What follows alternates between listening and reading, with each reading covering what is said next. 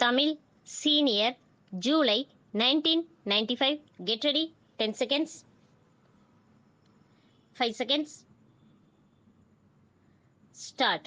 தலைவர் அவர்களே, உணவு கொள்கை மீதான விவாதத்தில் கலந்து கொண்டு என் கருத்துக்களை தெரிவிக்க வாய்ப்பு கொடுத்தமைக்கு முதலில் என் நன்றியை தெரிவித்துக் கொள்ளுகிறேன்.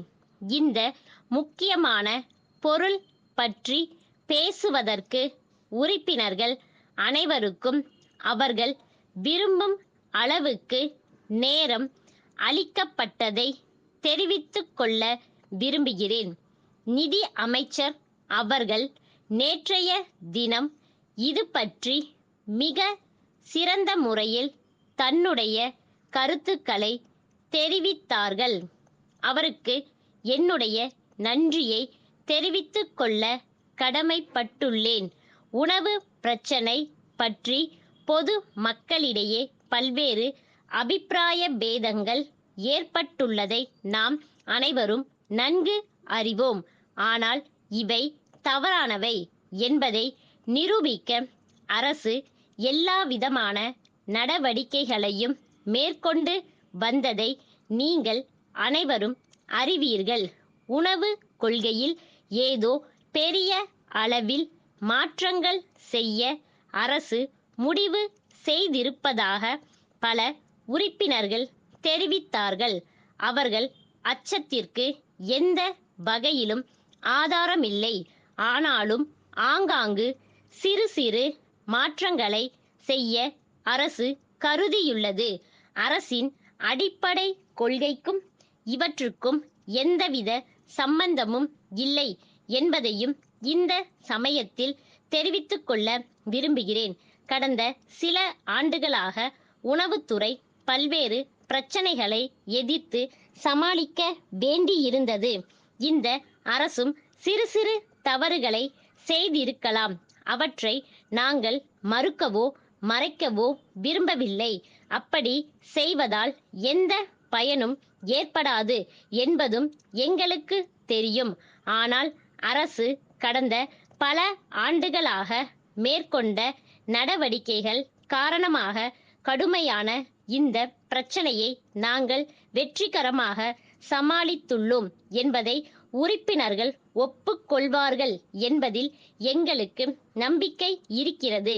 இந்த விவாதத்தில் கலந்து கொண்டு பேசிய உறுப்பினர்கள் தங்கள் தொகுதி முன்னேற்றம் பற்றியும் பேசினார்கள். அவ்வாறு அவர்கள் பேசியது நியாயமானது என்பதில் கருத்து வேறுபாடு இல்லை. இருப்பினும் நாம் எப்போதும் இந்தியாவின் முன்னேற்றத்தில் கண்ணும் கருத்துமாக இருக்க வேண்டும் என்பதை சுட்டிக்காட்ட விரும்புகிறேன். இந்திய நாடு ஒரே நாடு என்பதையும் நாம் அனைவரும் இந்த நாட்டை சேர்ந்தவர்கள் என்பதையும் நாம் ஒவ்வொருவரும் கருத்தில் கொள்ள வேண்டும். நிதி அமைச்சர் அவர்கள் பேசும்போது மற்றொரு முக்கியமான பொருள் பற்றியும் குறிப்பிட்டார்கள். அதாவது நமது உணவு கொள்கைக்கும் வளர்ச்சி திட்டங்களுக்கும் இடையே உள்ள நெருங்கிய தொடர்பை பற்றி எடுத்து சொன்னார்கள்.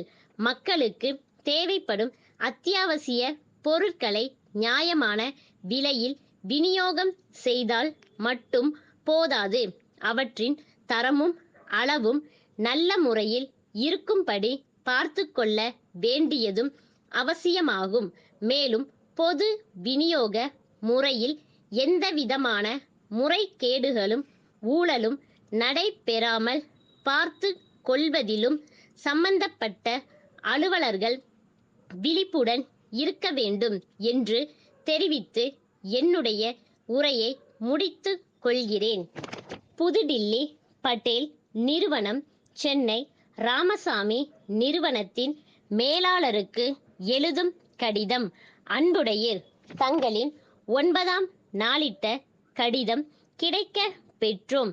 தாங்கள் நன்கு அறிந்தபடி எங்கள் நிறுவனம் நாட்டின் இப்பகுதியில் நவீன தொழில்நுட்பம் உடைய தொலைக்காட்சி பெட்டிகளை தயாரித்து விற்பனை செய்வதில் முன்னணியில் உள்ளது.